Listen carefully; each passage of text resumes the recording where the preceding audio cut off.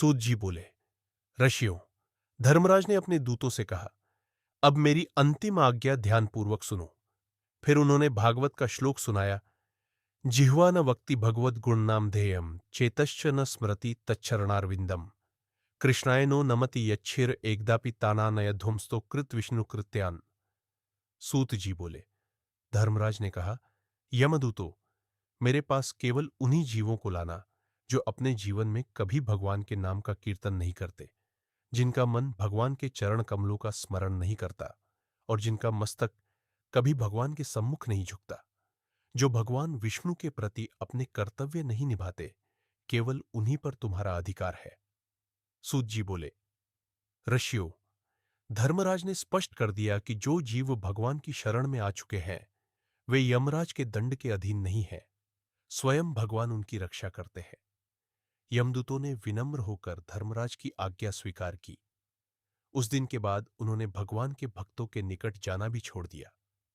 सूत जी बोले, ऋषियों, अब मैं तुम्हें बताता हूं कि उस समय अजामिल के साथ क्या हुआ।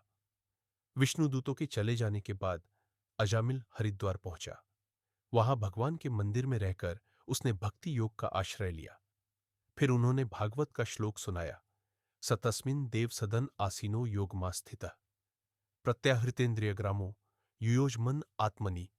सूत जी बोले, अजामिल ने अपनी इंद्रियों को वश में किया और अपने मन को पूर्ण रूप से भगवान में स्थिर कर दिया। धीरे धीरे उसका चित्त संसार से हटकर केवल भगवान में लीन हो गया। कुछ समय बाद जब उसकी भक्ति अचल हो गई, तब उसी 4 विष्णुदूतों ने एक बार फिर उसे दर्शन दिए। अजामिल ने उन्हें देखकर श्रद्धापूर्वक प्रणाम किया। सूत जी बोले, फिर भगवान का स्मरण करते हुए अजामिल ने अपने स्थूल शरीर का त्याग कर दिया। उसी क्षण उसे भगवान के पार्षदों के समान दिव्य स्वरूप प्राप्त हुआ। विष्णुदूत उसे स्वर्णिम दिव्य विमान में बैठाकर भगवान के नित्य धाम वैकुंठ ले गए। सूत जी बोले, हर्षियों, देखिए भगवान के नाम की महिमा कितनी अद्भुत है। एक समय जो अजामिल पापमय जीवन में डूब चुका था, वही भगवान के नाम, पश्चाताप और निष्कपट भक्ति के द्वारा वैकुंठ धाम को प्राप्त हुआ। यहीं अजामिल की यह दिव्य कथा पूर्ण होती है। अब श्रीमद् भागवत पुराण हमें एक नई दिव्य कथा और एक नई शिक्षा की ओर ले चलती है। यही हम अगले भाग में जानेंगे।